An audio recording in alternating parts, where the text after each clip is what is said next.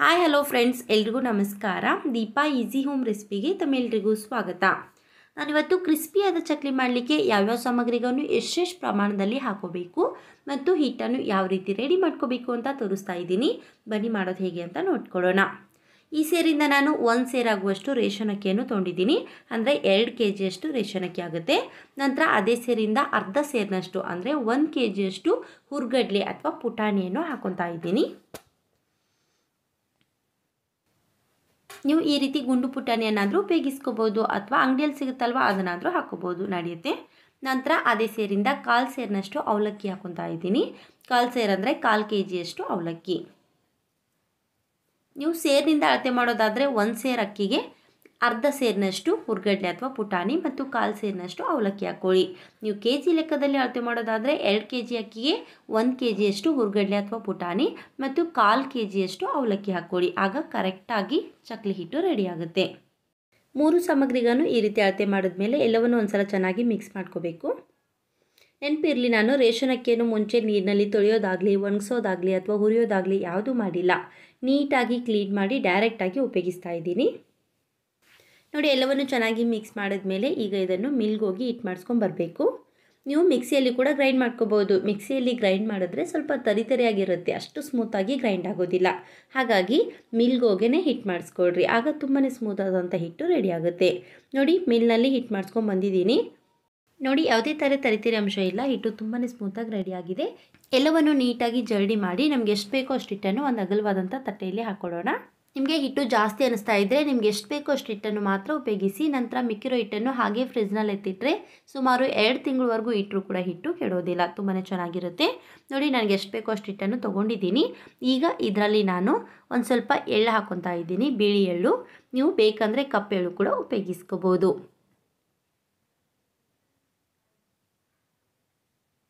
ಆಮೇಲೆ ಖಾರಕ್ಕೆ 1-2 ಸ್ಪೂನಷ್ಟು ಅಚ್ಚ ಖಾರದ ಪುಡಿ ಹಾಕೊತಾ ಇದ್ದೀನಿ.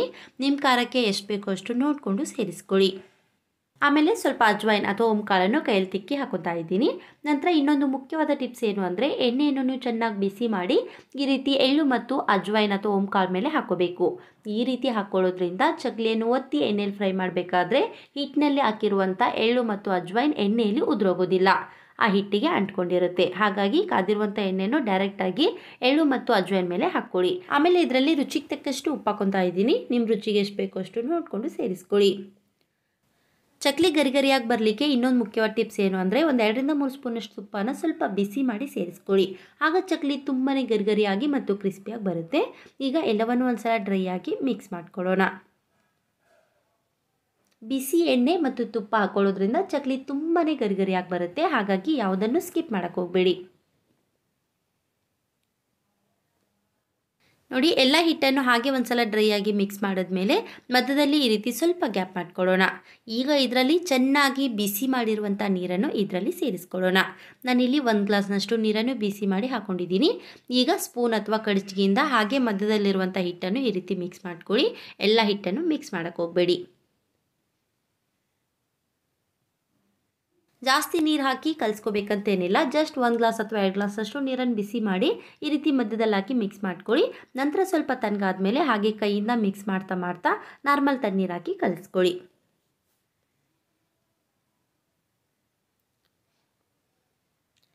ನೆನಪಿರಲಿ, ಎಲ್ಲ ಹಿಟ್ಟನ್ನು ಬಿಸಿನೀರಲ್ಲಿ ಕಲ್ಸಕ್ಕೆ ಹೋಗಬೇಡಿ. ಮೊದಲು ಮಾತ್ರ ಸ್ವಲ್ಪ ಬಿಸಿನೀರಲ್ಲಿ ಕಲಿಸ್ಕೊಳ್ಳಿ, ನಂತರ ನೀವು ನಾರ್ಮಲ್ ತಣ್ಣೀರೇ ಹಾಕಿ ಕಲಿಸ್ಕೋಬೋದು. ನೋಡಿ, ಈ ರೀತಿ ಎಲ್ಲವನ್ನು ಮಿಕ್ಸ್ ಮಾಡಿದ್ಮೇಲೆ ಸ್ವಲ್ಪ ಸ್ವಲ್ಪ ನಾರ್ಮಲ್ ತಣ್ಣೀರು ಹಾಕಿ ಕಲಿಸ್ಕೊತಾ ಇದ್ದೀನಿ. ಕಲಿಸ್ಲಿಕ್ಕೆ ಎಷ್ಟೆಷ್ಟು ಬೇಕೋ ಅಷ್ಟನ್ನು ಮಾತ್ರ ನೀರು ಹಾಕೋಬೇಕು. ಒಂದೇ ಸಲಕ್ಕೆ ಜಾಸ್ತಿ ನೀರು ಸೇರ್ಸಕ್ಕೆ ಹೋಗಬೇಡಿ.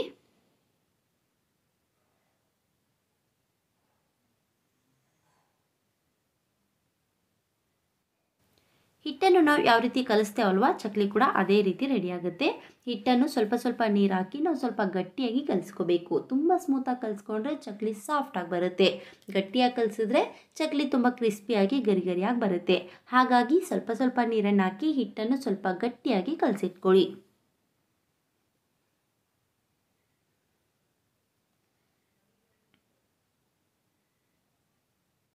ಹಿಟ್ಟು ತುಂಬಾ ಗಟ್ಟಿ ಅನಿಸ್ತಾ ಇದ್ದರೆ ಸ್ವಲ್ಪ ಸ್ವಲ್ಪ ನೀರು ಹಾಕಿ ನೀವು ಮೆತ್ತಗೆ ಮಾಡ್ಕೋಬೋದು. ಆದರೆ ತುಂಬಾ ಮೆತ್ತಗೆ ಕಲಸಕ್ಕೆ ಹೋಗಬೇಡಿ.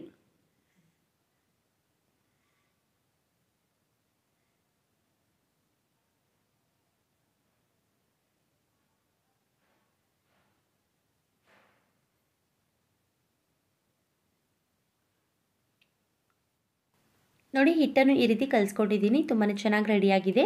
ಈಗ ಇದನ್ನು ನೆನೆಸಿಡೋ ಅವಶ್ಯಕತೆ ಏನಿಲ್ಲ, ಇದರಿಂದ ನಾವು ತಕ್ಷಣವೇ ಚಕ್ಲಿ ಮಾಡೋದು ಹೇಗೆ ಅಂತ ನೋಡ್ಕೊಳ್ಳೋಣ. ಎಲ್ಲ ಹಿಟ್ಟನ್ನು ಮುಂಚೆನೇ ಸಾಫ್ಟಾಗಿ ಕಲಸಿಟ್ಕೋಬೇಡಿ, ಯಾಕೆಂದರೆ ಎಲ್ಲ ಚಕ್ಲಿಯನ್ನು ಫ್ರೈ ಮಾಡುವಷ್ಟರಲ್ಲೇ ಹಿಟ್ಟು ಇನ್ನೂ ಸ್ವಲ್ಪ ಮೆತ್ತಗಾಗುತ್ತೆ. ಹಾಗಾಗಿ ಮುಂಚೆನೇ ಗಟ್ಟಿಯಾಗಿ ಕಲಸಿಟ್ಕೊಳ್ಳಿ. ನಂತರ ಗಟ್ಟಿ ಅನಿಸಿದ್ರೆ ಮಾತ್ರ ಈ ರೀತಿ ಸ್ವಲ್ಪ ಸ್ವಲ್ಪ ಹಿಟ್ಟನ್ನು ತೊಗೊಂಡು ಮೆತ್ತಗೆ ಮಾಡ್ಕೋಬೋದು. ನೋಡಿ ಹಿಟ್ಟು ಚೆನ್ನಾಗಿ ರೆಡಿಯಾಗಿದೆ. ಈಗ ಇದನ್ನು ಚಕ್ಲಿ ಒಳಲ್ಲಿ ಹಾಕೊಳ್ಳೋಣ. ನೋಡಿ ಚಕ್ಲಿ ಒಳಗೆ ಎಷ್ಟು ಬೇಕೋ ಅಷ್ಟು ಹಿಟ್ಟನ್ನು ಹಾಕಿ ಈಗ ಮೇಲಿಂದ ಮುಚ್ಚಿ ಚಕ್ಲಿಯನ್ನು ಒತ್ಕೊಳ್ಳೋಣ.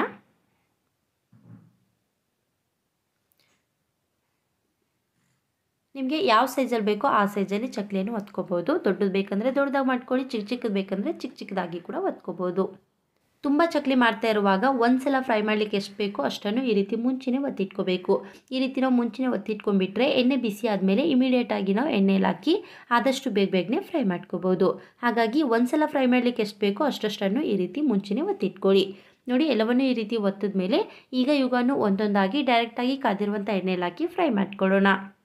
ಈ ಕಡೆ ಮುಂಚೆನೇ ಎಣ್ಣೆ ಬಿಸಿ ಮಾಡಲಿಕ್ಕೆ ಇಟ್ಟಿದ್ದೆ. ನೋಡಿ ಎಣ್ಣೆ ಚೆನ್ನಾಗಿ ಬಿಸಿ ಆದಮೇಲೆ ಈ ರೀತಿ ಹಾಕೋಬೇಕು. ನೆನಪಿರಲಿ, ಚಕ್ಲಿ ತುಂಬ ಗರಿಗರಿಯಾಗಿ ಬರಬೇಕಾದ್ರೆ ಈ ರೀತಿ ಎಣ್ಣೆಯಲ್ಲಿ ಬಿಡಬೇಕಾದ್ರೆ ಗ್ಯಾಸನ್ನು ಹೈ ಫ್ಲೇಮಲ್ಲಿ ಇಟ್ಕೋಬೇಕು. ಎಣ್ಣೆಯಲ್ಲಿ ಈ ರೀತಿ ಬಿಟ್ಟಾದಮೇಲೆ ನೀವು ಗ್ಯಾಸನ್ನು ಮೀಡಿಯಮ್ ಫ್ಲೇಮಲ್ಲಿ ಇಟ್ಟು ಫ್ರೈ ಮಾಡ್ಕೋಬೇಕು. ಆಗ ಚಕ್ಲಿ ತುಂಬಾ ಗರಿಗರಿಯಾಗಿ ಬರುತ್ತೆ. ನೋಡಿ ಎಣ್ಣೆಯಲ್ಲಿ ಬಬಲ್ಸ್ ಎಲ್ಲ ಈ ರೀತಿ ಸ್ವಲ್ಪ ಕಡಿಮೆ ಆದಮೇಲೆ ತಿರುಗಿಸ್ಕೋಬೇಕು. ಬಬಲ್ಸ್ ತುಂಬ ಇರುವಾಗ ತಿರ್ಸಕ್ಕೆ ಹೋಗಬೇಡಿ. ಆ ಟೈಮಲ್ಲಿ ನೀವು ತಿರ್ಸಕ್ಕೆ ಹೋದರೆ ಚಕ್ಲಿ ಮುರಿಯೋ ಚಾನ್ಸಸ್ ಇರುತ್ತೆ. ಹಾಗಾಗಿ ಎಣ್ಣೆಯಲ್ಲಿ ಬಬಲ್ಸ್ ಎಲ್ಲ ಕಡಿಮೆ ಆದಮೇಲೆ ಈ ರೀತಿ ಒಂದೊಂದಾಗಿ ತಿರುಗಿಸಿ ಎರಡೂ ಕಡೆಗೂ ಚೆನ್ನಾಗಿ ಕ್ರಿಸ್ಪಿ ಆಗೋವರೆಗೂ ಮತ್ತು ಸ್ವಲ್ಪ ಕಲರ್ ಚೇಂಜ್ ಆಗೋವರೆಗೂ ಫ್ರೈ ಮಾಡ್ಕೊಳ್ಳಿ.